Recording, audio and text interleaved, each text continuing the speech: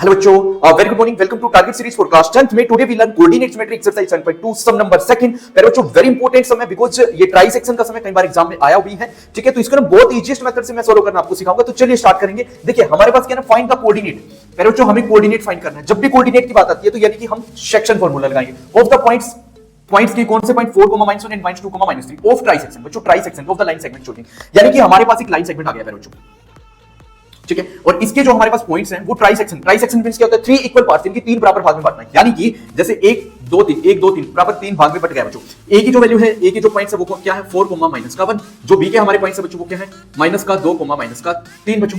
ठीक है, अब ये जो पॉइंट्स है ये हमने पी और क्या रख लिया. ठीक है बच्चों, अब हमें क्या बोला है कि फाइंड कोऑर्डिनेट, हमें डिस्टेंस नहीं पूछा बच्चों. अब जब भी ये बात आती है ट्राई सेक्शन, तो इसका मींस ये होता है कि जो हमारा एपी है बच्चों वो हमारा पी क्यू के इक्वल है, जो पी क्यू है वो हमारा क्यू बी के इक्वल है. ये तो हमारी होती है बात जब इक्वल पार्ट्स की. ठीक है, तो इक्वल पार्ट्स का मींस क्या हुआ कि जो ए से लेके पी का रेशियो वो 1, पी से क्या वो भी रेशियो 1 और क्यू से भी वो भी रेशियो हमारा 1 रहेगा. क्योंकि वो अभी क्या ना, जैसे हम सेक्शन फार्मूला के लिए हमें क्या रेशियो की भी जरूरत होगी बच्चों. तो रेशियो कहां पर आएगा, वो ऐसे आएगा क्योंकि ये ट्राई सेक्शन बराबर भाग. अब पी के हमें क्या निकालना है, x, y बच्चों. ठीक है, एक्स क्यू के भी हमें क्या निकालना है, कोऑर्डिनेट, डिस्टेंस तो नहीं निकालना है. तो अब हम पी के जो कोऑर्डिनेट है बच्चों किसकी हेल्प से निकालेंगे, बी की हेल्प से, क्योंकि हमारे पास ना क्यू के कोऑर्डिनेट है ना पी के हैं, तो ए और बी के हैं. तो अब हमें क्या करना होगा ना, जब मैं बी से चलकर आऊंगा बच्चों पी के पास, जब मैं बी से चलकर आऊंगा पी के पास, तो मेरे पास बीच में 2 रेशियो आ जाते हैं. एक रेशियो ए की रेशियो है, तो यानी कि 2 हमारा यहां पे रेशियो बन जाएगा. और जब मैं ए से पी के पास चलकर आता हूं तो 1 है. तो यानी अब जो पी के फाइनल रेशियो होंगे बच्चों वो 1 रेशियो 2, यानी कि m1 मेरा हो गया 1, m2 मेरा हो गया 2 बच्चों. राइट, अब बस मैं यहां पे डायरेक्ट सेक्शन फार्मूला लिख रहा हूं, उसके बाद यहां पे पुट करेंगे वैल्यू, देन सोल्व करेंगे. राइट,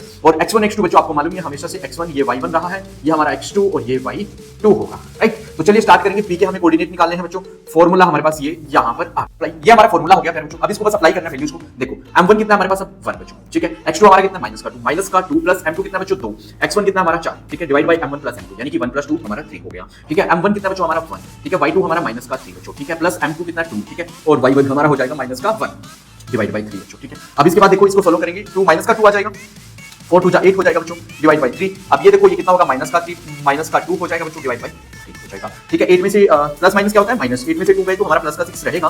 देन हमारे पास यहाँ पे -5/3, तो यानी फाइनल जो पॉइंट है 3 2 6, यानी कि 2, -5/3 बन जाएंगे बच्चों. यानी कि जो पी के हमारे कोऑर्डिनेट है x, y जो है वो है 2 और y की वैल्यू -5 बच्चों. हमारे पी के वैल्यू आ गई है जो कि है 2, -5/3 बच्चों. ठीक है, अब हमें क्यू की भी वैल्यू निकालनी है बच्चों. क्यू की भी वैल्यू हम वैसे तो इस फॉर्मूले से अगेन सेम प्रोसेस से निकाल सकते हैं, साइड से उधर जाके, बट मैं आपको ना शॉर्टकट बताता हूं बच्चों. और शॉर्टकट क्या रहेगा, अब देखो मेरे पास पी के पॉइंट है और बी के पॉइंट है. अब इन दोनों के बीच का जो रेशियो है बच्चों वो 1:1 है, यानी कि जब भी रेशियो सेम होगा तो वहां पर हम मिड पॉइंट फॉर्मूला यूज कर सकते हैं. तो डायरेक्ट हम क्यू के पॉइंट मिड पॉइंट फॉर्मूला से निकाल. फॉर्मूला क्या बोलता है हमें, x1 + x2, वैसे तो वो यही सेम फॉर्मूला होता है, बस उसमें क्या है वैल्यू रख के यदि सोल्व करेंगे तो ये फाइनल वैल्यू ये बचने वाली है आपके पास.